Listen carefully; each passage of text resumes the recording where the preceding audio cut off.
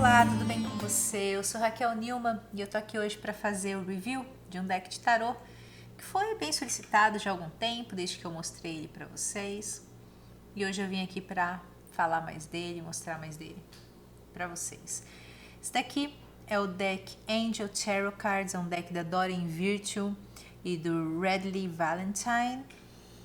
A Doreen Virtue, muitas pessoas conhecem, ela é uma estudiosa de anjos, né? Ela é especialista em anjos e ela fez e faz decks com anjos, tanto tarô quanto oráculo. Esse foi o primeiro tarô dela, um best-seller, né? O original, vamos falar assim, o tradicional dela. E é um deck da Hay House. Eu já falei para vocês várias vezes que decks da Hay House eu não tenho preocupação quanto à qualidade, que é incrível. Vem nessa caixa certinha, né, nesse tamanho certinho, porque tem uns decks que você compra que vem aquela caixona. Enfim, esse aqui você pode guardar na caixa mesmo, pela qualidade. É um deck que custa $19,99 nos Estados Unidos.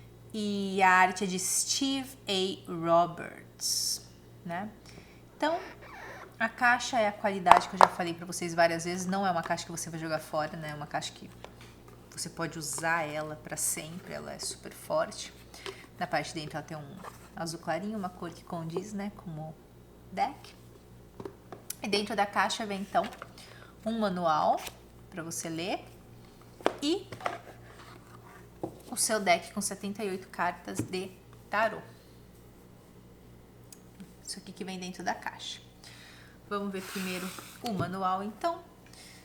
Manuais também da Hay House são manuais assim grossinhos, tá vendo? São manuaizinhos bacanas. Esse aqui especificamente tem 131 páginas.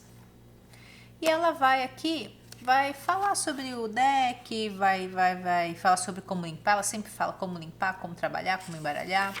Vai mostrar que spread, essa daqui é a Cruz Celta.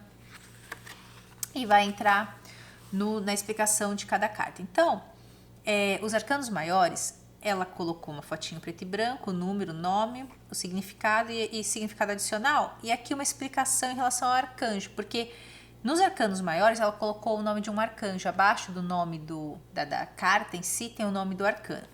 Então aqui é arcanjo Raziel, ela fala quem que é o arcanjo, fala um pouco dele, arcanjo Raniel. Tá vendo? Cada um desses é um dos arcanos maiores, arcanjo Gabriel. Aí depois você vai para os arcanos menores. Arcanos menores não tem os arcanjos relacionados, né? Ela coloca uma explicação e significado adicional para a carta, fotinho da carta e tal. Agora, quando entra nas cartas de corte, ela explica aquela carta para situação e para pessoa também. Então, vamos supor, se estiver falando de uma pessoa, que muitas pessoas leem dessa forma, a carta de corte, quem seria, como seria. Então, esse é o livrinho. E deck. Ele é um deck grande. Ele é um deck as cartas são grossas, né? Quanto o tamanho dele é um tamanho de oráculo, na verdade. Ele não é um tamanho de tarô. Olha o tamanho de um tarô tradicional, mas, né? Tradicional que é o Rider-Waite. E olha o tamanho dele. Então, é um deck maior, uma carta maior. Mas não atrapalha em nada, pelo menos para mim. As costas são assim. É um arcanjo. A arte não é a coisa mais maravilhosa, na minha opinião. Mas é um deck super acurado, é um deck que eu gosto.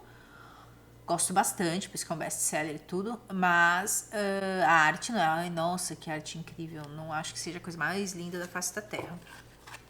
A lateral é toda em prata. Ela tem disso, eu acho lindo. Toda em prata. A qualidade do deck é incrível, né? A qualidade das cartas, ó. Ao mesmo tempo em que ela é grossa, ela é flexível. Ela é plastificada. Incrível a qualidade. E como que eu vou fazer? Eu vou passar pelos arcanos maiores, mostrando com vocês com o Rider-Waite-Smith do lado. Porque esse aqui é um deck que ele é inspirado, ele é baseado no sistema Rider-Waite-Smith, que eu já falei pra vocês, que se você souber ler o Rider-Waite, você vai conseguir ler muitos outros decks, porque muitos são baseados nele. Tem já vídeo sobre esse deck no canal, procura ele que tem aí. Então vamos lá, mostrar pra vocês a diferença. Então aqui a gente vê o número o nome da carta, o arcanjo relacionado e uma frasezinha aqui. Por isso que ele é muito bacana para iniciante, porque você já tem a frase. Então, quando você estiver aprendendo, você vai conseguir olhar, você vai conseguir, na hora ali, já ler com base nisso aqui. Já as pessoas que leem há mais tempo, às vezes não gostam, o que elas fazem? Elas cortam tudo isso aqui. Eu não corto os meus decks, porque eu fico com a sensação que vão durar menos, né? Que podem começar a desfolhar, abrir. E também não me incomoda, não. Eu gosto, não tem problema. E claro, se você cortar, você vai perder todo esse prata do lado. Então, vamos lá para mostrar algumas semelhanças. Esse deck ele é baseado no Rider-Waite-Smith, mas ele tem uma coisinha que é dos tarôs mais tradicionais, tipo de Marcélia, eu vou mostrar para vocês. A carta 0, então, enquanto aqui no Rider-Waite é o tolo, aqui é o sonhador. Aqui é o mago em ambas. Aqui é a alta sacerdotisa em ambas. A imperatriz em ambas. O imperador em ambas. Já aqui, enquanto o de Rider-Waite é o Hierophant, aqui é unidade. Já que as duas são os amantes, as duas são a carruagem. Aqui muda. No Rider-Waite, aqui seria 8 a força. 8 a justiça é uma coisa que você vai ver nos tarôs mais clássicos, mas eles usaram isso aqui, tem essa troca de posição. O Rider-Waite tem um motivo dele lá pelo qual ele fez a troca e tudo mais. Então aqui a justiça é a número 8 e aqui a justiça então seria a número 11. Isso que muda. Agora 9 é o ermitão em ambos. Depois 10 é a roda da fortuna. Aqui é a roda da fortuna, né? No Rider-Waite aqui é a roda. Depois tá aqui, ó, a força 8 e a força 11. O The Hanged Man, que é o pendurado, mas que no Brasil as pessoas falam, não sei porque o enforcado, aqui é Awakening, que é o despertar, né? Então, o que eu sinto nesse deck é que ele é um deck bacana para você ler, para pessoas que têm medo de tarô, para pessoas que têm receio, enfim. Porque ele é bem... Como é que eu vou falar para vocês, gente? Gentil. Ele trocou algumas cartas nesse sentido. Então, começa aqui o The Hanged Man. Agora olha a 13, a morte. Enquanto é a morte aqui no Rider-Waite, aqui no Angel's Tarot é Release, que é abrir mão, deixar ir, desapegar. É isso que é a morte. Que a morte tem toda aquela ideia, né, do nosso renascimento mesmo. Deixar algo ir para algo novo poder chegar. Então, a temperança aqui é o equilíbrio. Ó, o diabo no Rider-Waite aqui virou ego, que isso aqui tem toda a relação realmente com o ego, como vocês sabem.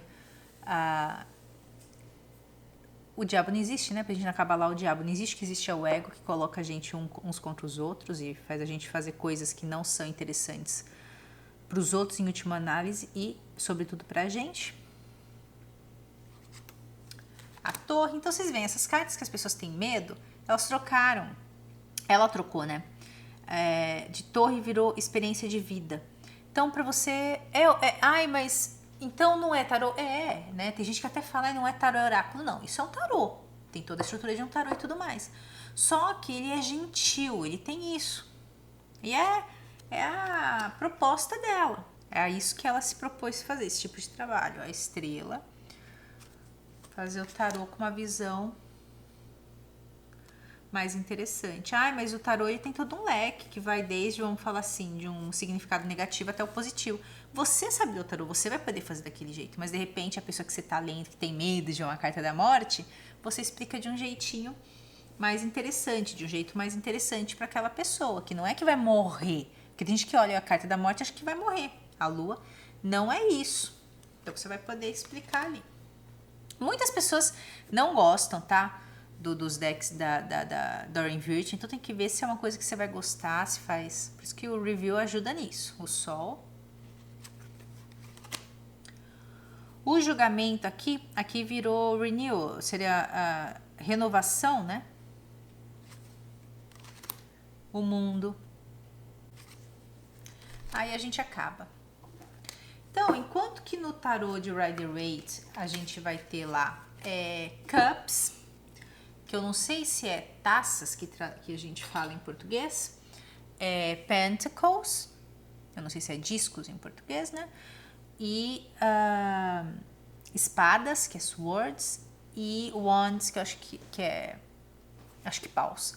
Mas a ideia é, Cups é água, é o elemento água, as emoções e tudo mais. Pentacles é terra, swords é ar e wands é fogo. Então, como que ele fez? Ele pegou aqui Earth. Então, Earth seria os Pentacles, que é os de terra.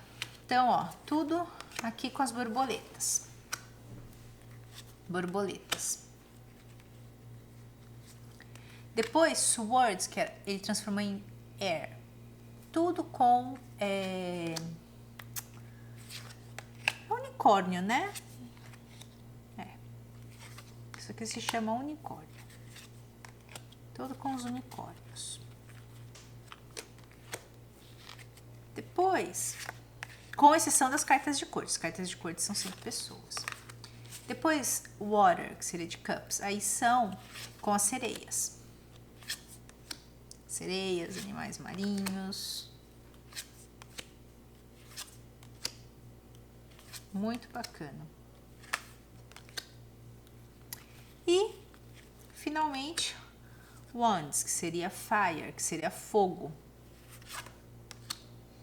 Tem também, eu não sei se seriam fadas também, são os elementares, ou elfos, são os elementares, uns elementares aí da natureza.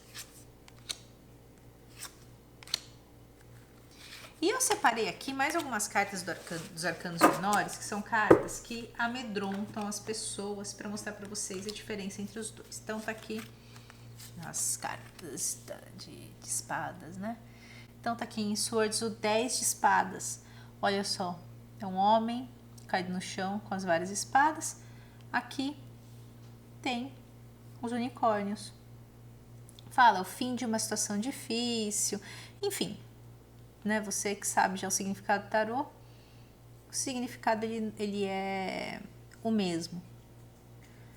E ele vai falar, mas ele sempre vai ter uma visão assim. Você olha e você tem uma visão mais positiva, né? Espere as coisas ficarem melhores e tudo mais. Esse aqui até fala, você se... como é que se fala? Você se... Recovering eu sei que não é curando, mas eu não vou lembrar agora o termo, mas é você se recuperando de um vício. Outro aqui, o pessoal olha um coração, né? Já com 3 espadas. Aqui você vê os 3 unicórnios. Aí fala grande tristeza, vai levar tempo para curar, perdoe você aos outros. O Nine of Air, que é o 9 de espadas, tá vendo? Que é, desculpa, a pessoa acorda ali, tá meio perturbada. Então fala, experimentando o pior aqui, noite sem dormir. Que tem essa ideia, né, do 9 de espadas, que é uma preocupação e normalmente até dizem, né, que seria uma preocupação com outra pessoa, porque a espada aponta para lá, não aponta para ele. Five of Cups, que ele não chore no leite derramado, ao invés de só chorar porque perdeu, veja o que você tem.